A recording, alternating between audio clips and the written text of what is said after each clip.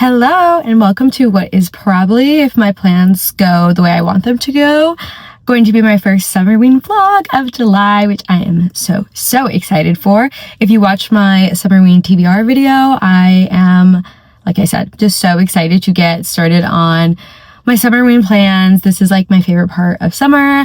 I honestly almost feel like I should call it slasher summer because, like I mentioned in my TBR video, I don't really see Summerween as like fall in summer. Like I'm not really thinking like pumpkins or like fall themed things, I guess. I'm like witches, whatever, that kind of stuff. I'm more like slasher summer, 80s, like carnival, haunted houses, like stuff like that.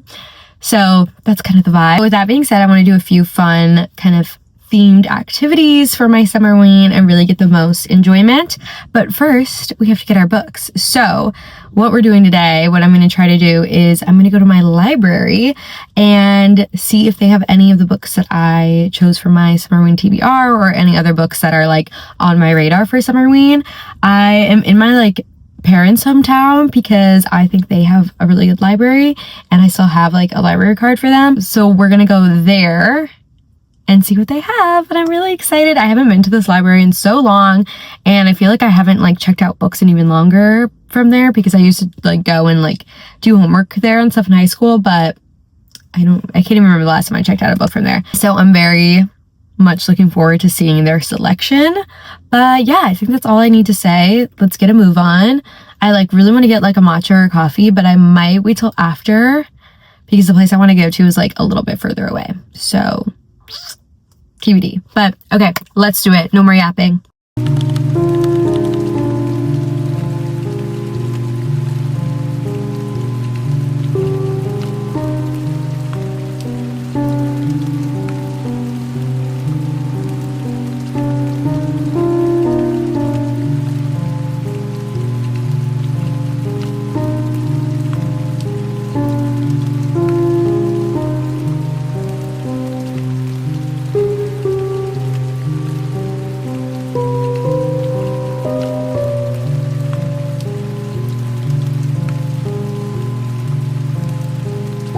Hello and welcome back to my Summerween vlog. This is a few days later. I think the last time I saw you, I was at the library getting my Summerween books, and one, great success. I got quite a few books, and two, I don't know, you definitely did see because I included some little clips before this, but as soon as I got in there, thunder, lightning, huge rain clouds, then just the rain pouring down so hard. It was crazy. It was like windy. It was insane, but actually so perfectly atmospheric. Like I was like, I could not have asked for better weather while I was strolling around a library getting spooky books. So thank you to the weather gods for that. And then it literally stopped by the time I got out. So could not have asked for a better situation. But like I said, it's a few days later and I am ready to show you my book haul and talk about what I've been reading. Okay, let's start. I think maybe also will include a clip of me holding up all the books because I have quite a few. Actually, let me try to do it again. I did just try to do it and some of them did fall all over the place because there's so many. But I just really want to show. I'll hold on to this time. Ugh, this is my stack. Isn't that crazy? Okay, let's not do that. But so exciting. I guess actually we'll start from the top. It'll be a little bit easier. I'm out of breath from just doing that. Okay, let's start with an iconic series, obviously, especially for Summerween. I have a Goosebumps book by R.L. Stine, and this is called Ghost Beach. I wish I had the original covers. I do think they're so much better. Maybe I'll insert it because this one specifically, so cute. I just like when they kind of look like, I feel like they almost look like paintings. And this I think is probably just to like get younger readers, obviously, but still, it is super tiny and I wanted to get at least one Goosebumps book in for Summerween, so that's the one I chose.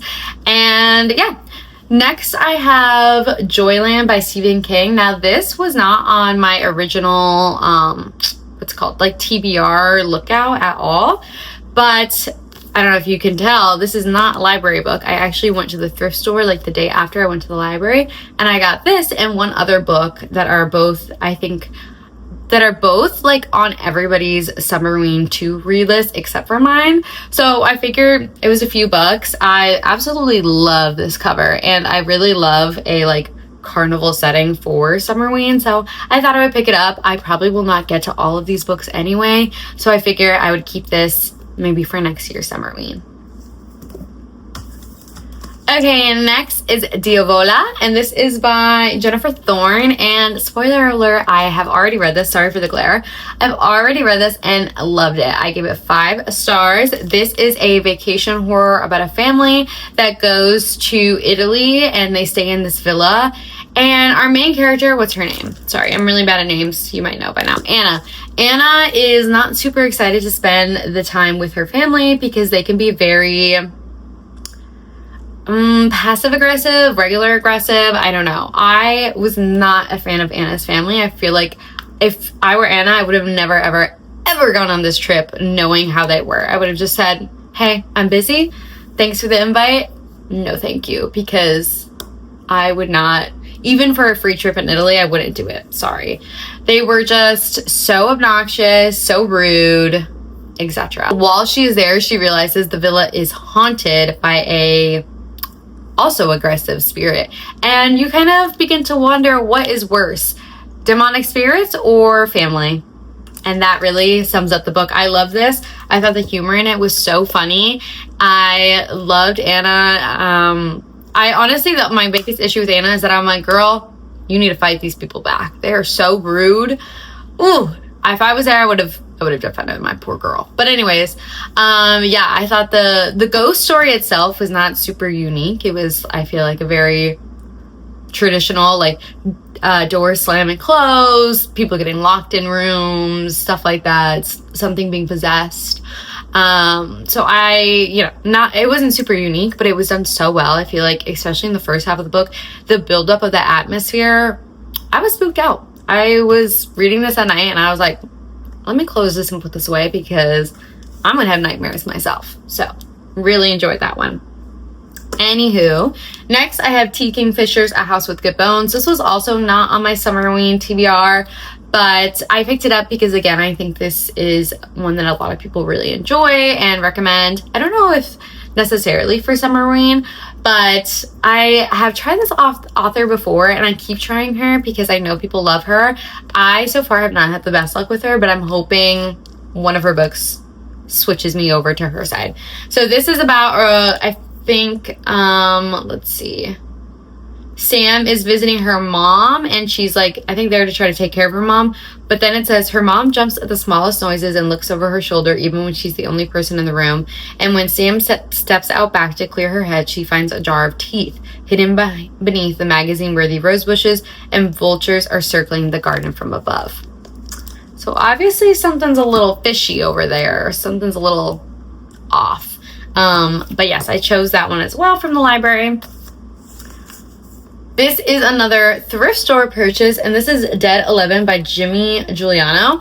This was tentatively on my TBR, but I chose another book to go on there instead that I think had not similar vibes, but I think they're both, I don't know how to describe it. I guess I just chose a different one instead of this one to go on there. Although they were both mentioned in if you liked Widow's Bay, read these books series. So I guess I was kind of just like, I'd rather read that one. But then I saw this there for a few dollars. I love this cover. I think it's super cool. And I figure, why not? And I believe this is about a town, I think in Wisconsin. I could be wrong. But yes, Wisconsin is Sword County, which is so funny. Because I live in Illinois.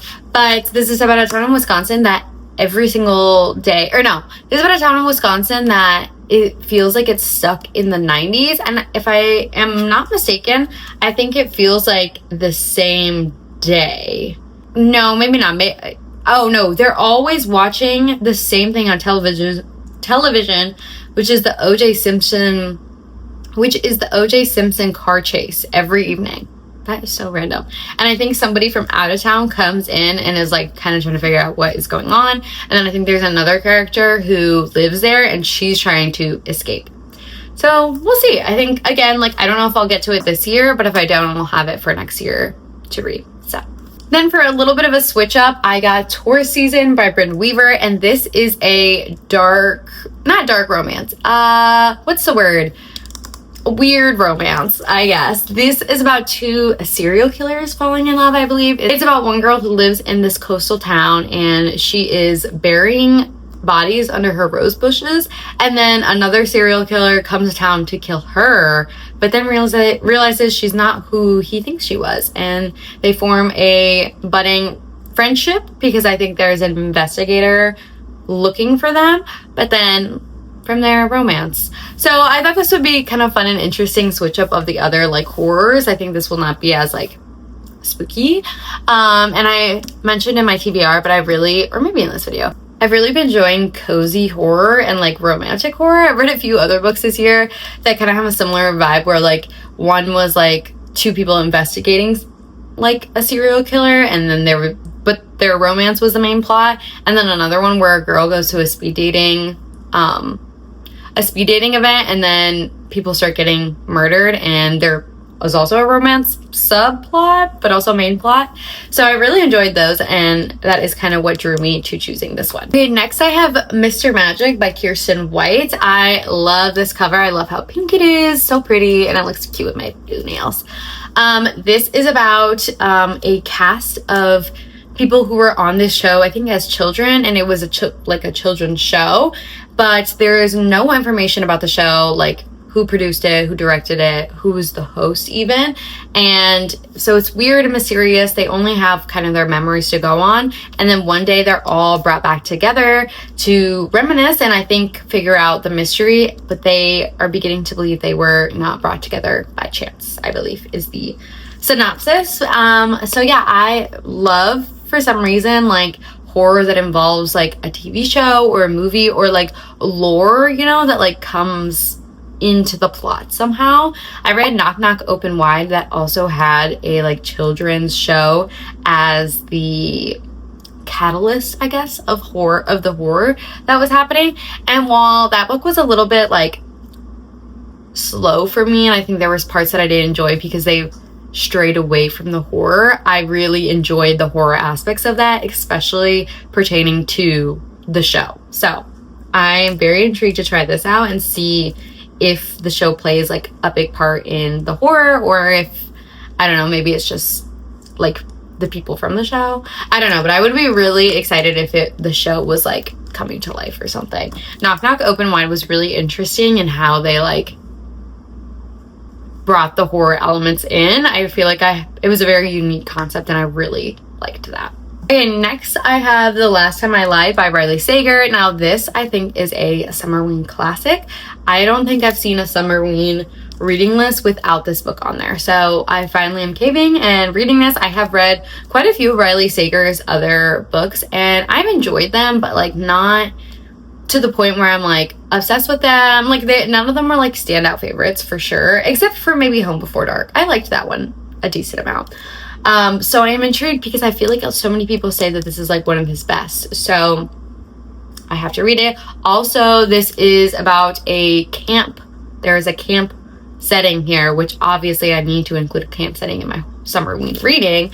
I believe this is about 3 girls who are at a camp. I think 1 or 2 of them goes missing, and then one of them return to the camp years later as like an employee or a camp counselor.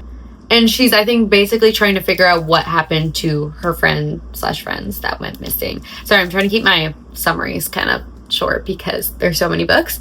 We're almost done, so don't worry. But yes, I'm very excited to read this, and I'm excited to read this in one of my vlogs coming up. So stay tuned for that.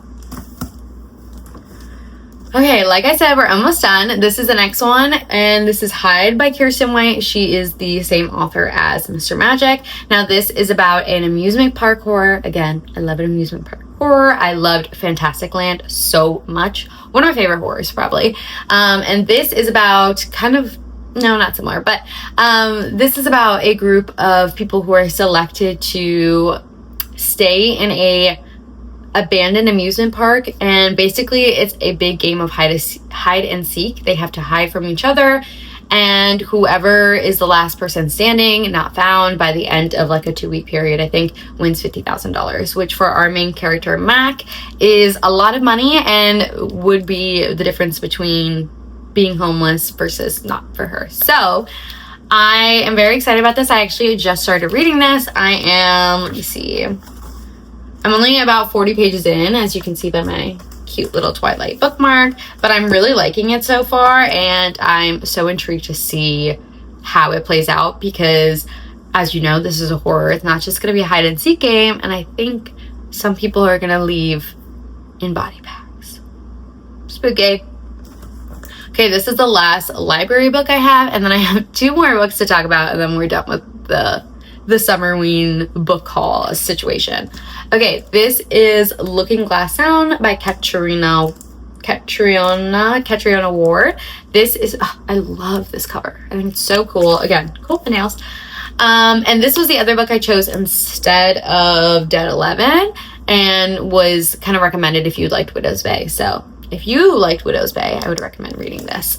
But this is, I believe, about a writer. He's living in a coastal town. Duh, it's Summerween. There has to be a coastal town. He's trying to write in this cottage, but he starts seeing and hearing things that cannot be there.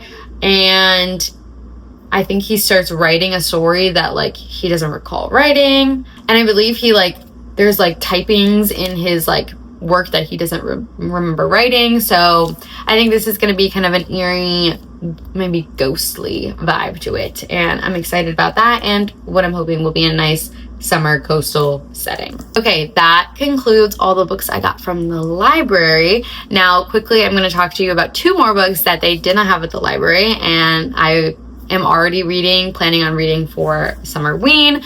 The first one is The Place Where I Buried Your Heart, I believe, and this is about a girl who dares her brother to go into the local haunted house, not really thinking anything of it, not really thinking that it's actually haunted, when her brother never comes out and one of her brother's friends comes out with missing an arm. She realizes that this house is much more than it seems. Currently reading this, and I'm enjoying it, although the narrator is a little bit annoying to me, but also it's still the part where she's younger, so she's like a teenager.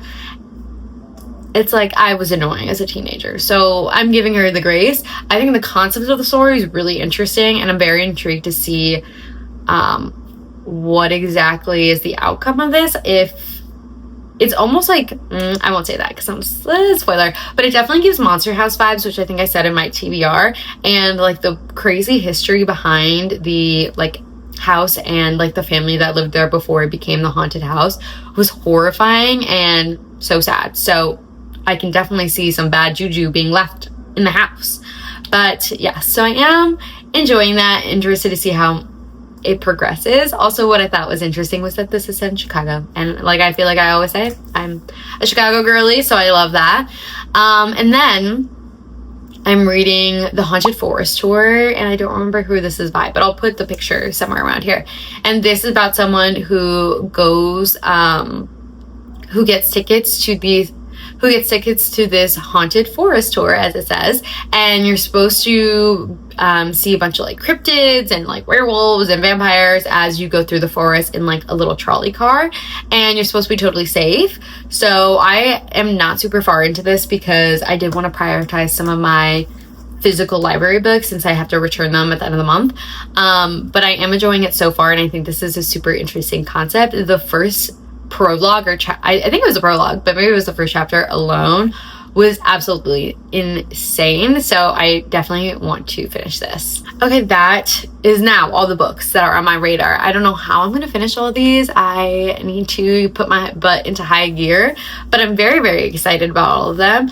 And about my Summerween vlogs, I think I'm going to read some more of this later.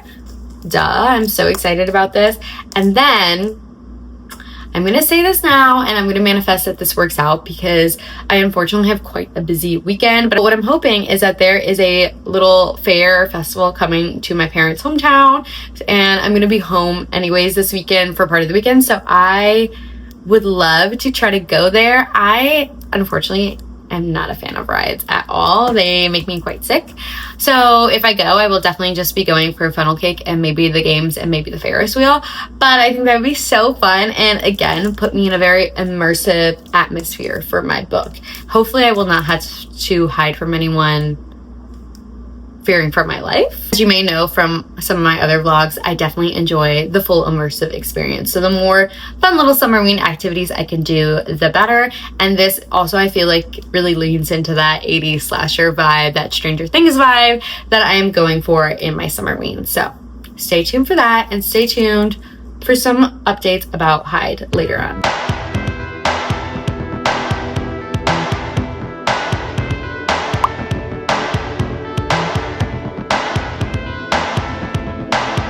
Hello, welcome back to my Summerween reading vlog. I am so excited to be updating you right now. I can't fully remember the last time I talked to you. Oh, it was my book haul. So I was giving a little book haul of all the books I picked up from the library for my Summerween reading that I'm so excited about. And now let's talk about some of the books that I've started and some of the plans. Yay! Okay, so let me find my footing. Actually, one of the books that I have started, it was not one of the physical books I picked up from the library. It was one that I had on my TBR that they didn't have, and that is The Place Where You Buried Your Heart, or The Place That I Buried Your Heart.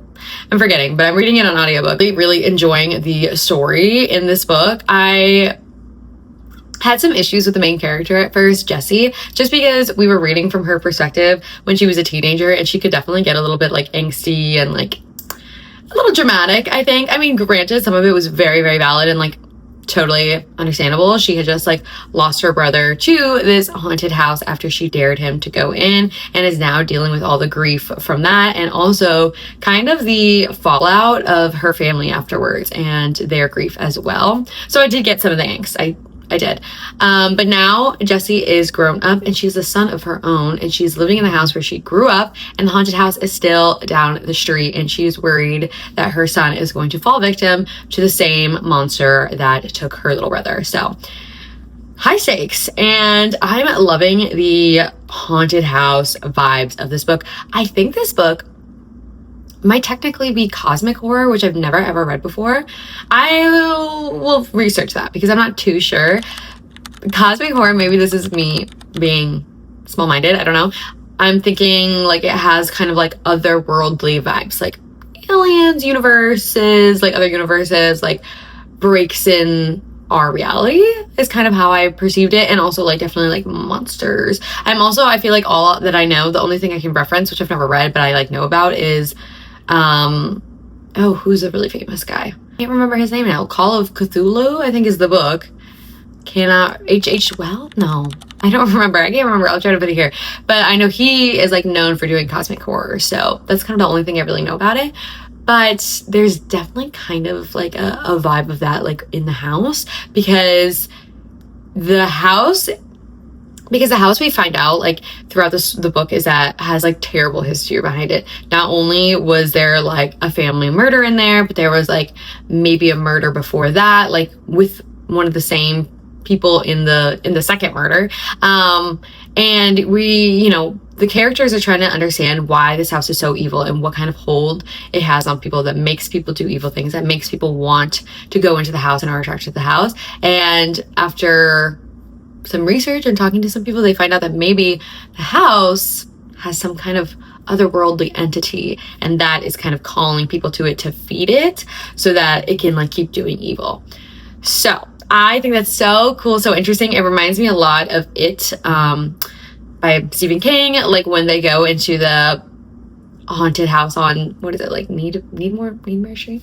I'm so bad at names, but the haunted house there, and how like when they go in, it like there's that one scene, where there's like 3 different doors, and it like feels like otherworldly, like things that are happening that I don't make sense. And also just like It in general, like I think It is like an like outer space creature, so maybe that's cosmic horror actually.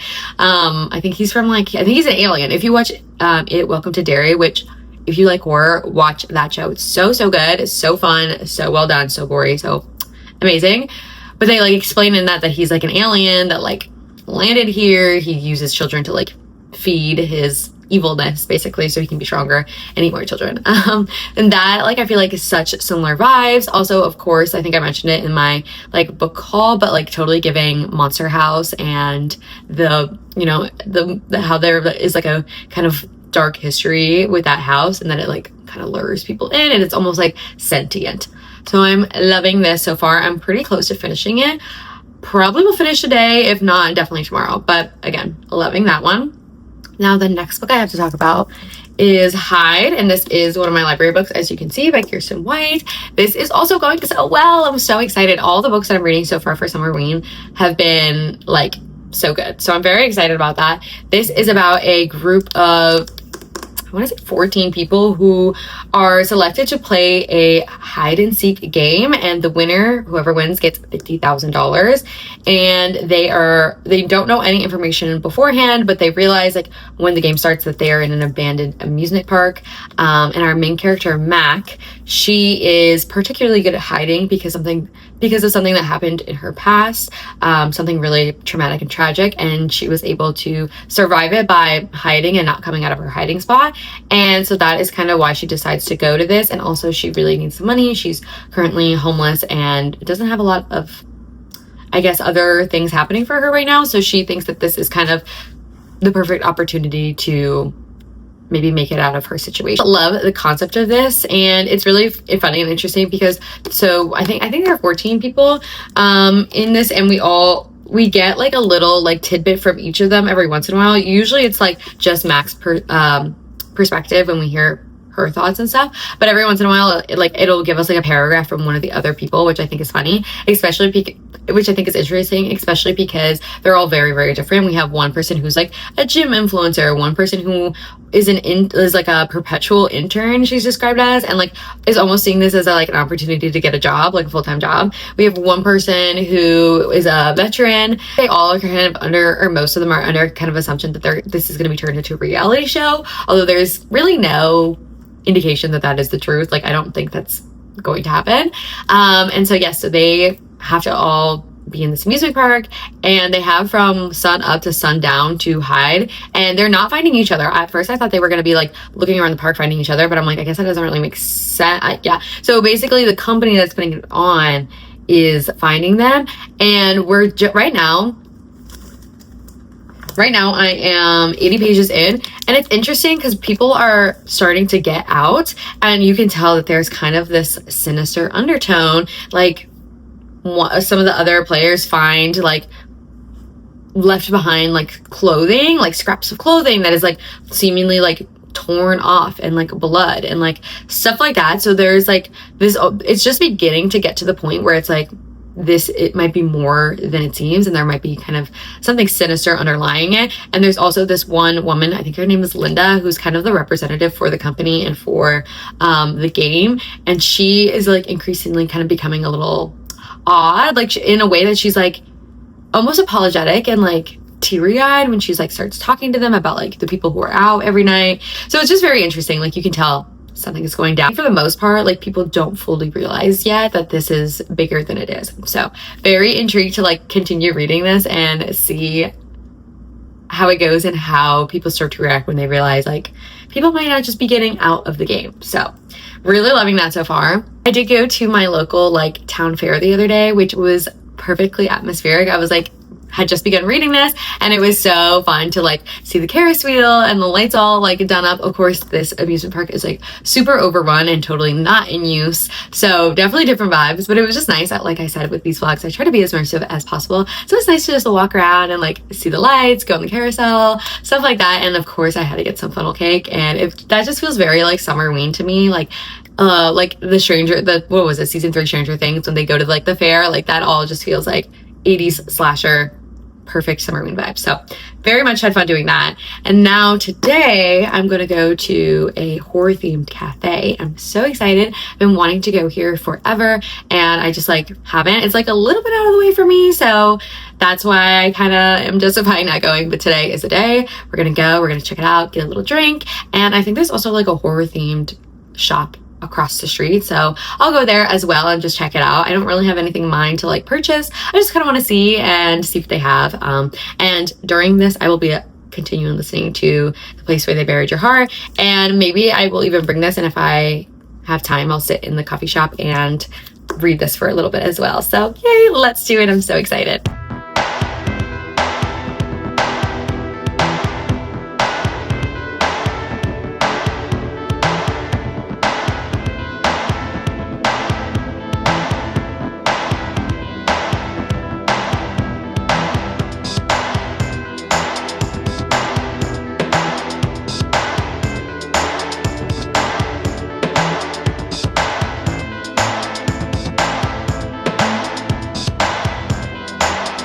Hello, I am wrapping up this vlog with a little reading update as well as a overall look at the little Summerween activities I did. So let's get right into it. I was able to read, why did I do that? 3 books during this experience, which I'm so happy about. I, as you saw, did a little book haul, went to the library, picked up some books for my Summerween TBR, and let's talk about them. The first one I'm going to talk about is one that I actually did not get from the library. I started listening to this on audiobook, and that is The Place Where They Buried Your Heart. It was overall good. I think I gave it a 3.5. I almost wanted a little bit more from it, especially towards the end. I feel like the end, and this might be very nitpicky on my behalf, I feel this way about a lot of books where I feel like there's so much good atmospheric buildup, and then we get to the end and it's kind of just like it plateaus a little bit, just because I don't know, I think in my head I like build it up so much from all the atmosphere. I think that in my head I kind of built it up to this point that I want like a kind of big crazy ending, especially with like horror books. I do kind of like want that push a little bit, and this I feel like didn't. The ending is like satisfying, it is a resolution, but it just came so quickly that I don't know, it felt like what we had leading up to it didn't really come to anything crazy, anything horrific, and it didn't push anything. It was very quick, it was very over with. But I will say, if you were a fan of Monster House, if you were a fan of It, anything like that, you are really going to enjoy this. It was so fun. I loved the house. I loved the haunted house idea and what they did with it. Spooky, eerie. Love that it like called to people, even like if you weren't near the house. The whole neighborhood was affected by this evil house, and I really loved that aspect of it. Next, I'm going to talk about a library book, and this is Hide by Kirsten White. This was also really good, but I think I did end up giving this, I'd say a 3.5, maybe 3.75. The only reason is because it felt a little bit predictable, and that's not a bad thing. I don't want to like, I'm not saying that every book needs to like be mind-blowing, whatever, but this just like a little bit predictable, but I still really enjoyed it. I liked our cast of characters that went into this amusement park wanting to win this 50,000 prize for playing basically a hide and seek game, only to find out that the stakes are much higher than they seem. Again, loved the atmosphere. This amusement park is completely abandoned. It's decaying. It's like dilapidated. There's ivy overrun everywhere. It's just like, ugh, kind of want to go there, except for the fact that people are dying. And then it's like set in this creepy small town with a bunch of secrets, and I just loved that. I liked getting to know our characters and how they all were kind of like different in like funny ways, and we got like a little bit from each of them, which even to the point where I empathize with some of the characters that we didn't even see that much, and some of the characters I really loved, even though again, like, although we did get snippets from them, it was mostly from our main character Mac's point of view, but I felt very attached to some of these characters. So I am impressed by her ability to do that with like such little really like time in the book. It is like a really short book too. Look, she's tiny. So enjoyed that. Enjoyed the overall amusement park, the game aspect, and although it was a little bit predictable for what it was, still really fun. Perfect Summerween vibes. If you liked Ready or Not, this is your book. Oh my god, which I love that movie. So I loved all those aspects. And I will say that this and the next book I'm about to talk about, which is also by Kirsten White, Mr. Magic, Sorry for the Glare. Both of these books definitely have grander themes of talking about classism, about how rich people are using less privileged people to kind of get ahead in life. Those kind of sentiments about kind of the eat the rich vibe, which is very prevalent in Ready or Not as well, which is why I said that. Very similar vibes. Kirsten White definitely touches a lot about that in Hide, and then in Mr. Magic, there is definitely a discussion of that as well as some other like religious aspects. I think childhood trauma, we'll get into that in a second, but I really liked that incorporation and obviously relevant. Last thing I will say, especially after reading both of Kirsten White's books back to back, I really like her humor. It's that she like kind of puts in the characters. They're very sarcastic and dry and like a little bit deadpan. Oh my god, not deadbeat, deadpan, which I always kind of enjoy in a character. I love those type of characters, so I did enjoy the tone of this a lot, and I thought there was a lot of kind of funny moments in this, as well as very heartbreaking and like almost casually heartbreaking the way they were written. The part that stuck out to me as really sad and kind of like had this like deeper meaning embedded into it, but like the tone was still almost like slightly casual. I don't know, I really enjoyed this type of writing, and I definitely will be reading more Kirsten White in the future because I quite enjoyed her. And then we will talk about Mr. Magic, since I read this right after, and I loved this book. I gave this, I'm gonna say right, I literally just finished this, but right now I'm sitting at a 5-star because I loved it so much. I loved this cast of characters. This is totally, if you love like a found family vibe, this is for you. Also kind of cosmic-ish horror, or I don't even know, like religious horror maybe. I don't know. I can't even speak on that because it was, I have not read many books like this, and I love this premise. Let me tell you about, I think I talked about it a little bit, but this is about a group of adults who, when they were children, were on this show called Mr. Magic, and it has a very mysterious backstory. No one really knows the origin, who is behind it, like how it came to be, how any of the effects in the show are happening.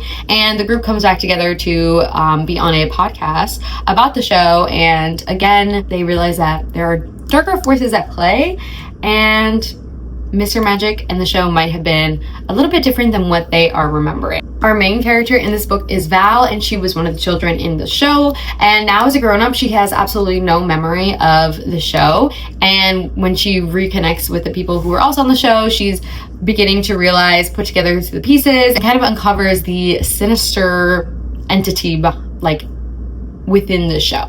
So like I said, I feel like this is such a cool, unique concept. I did mention, I think earlier, that this reminds me of Knock Knock Open Wide. I think this is a little bit more palatable personally. Knock Knock Open Wide, I feel like went in a lot of different directions, and some of them I didn't love as much. It just seemed to like not be as focused on the horror for the entirety of this, and this definitely was more. However, I will say that this still also had somewhat of a deviation in that I feel like this really touched on childhood trauma. It kind of made me tear up at the end, and like it was like very like emotional, sentimental, like in the end, and talking about how, you know, your life is open to you and you have to open the doors and you get to decide your own future, and that even as adults, like when we lose this kind of imagination and this whimsy and this like creativity for life that we have as children, like those doors are always there as long as we're like willing to open them and like venture back into our like childhood innocence. And I don't know, I just love this. I really love this. I feel like it did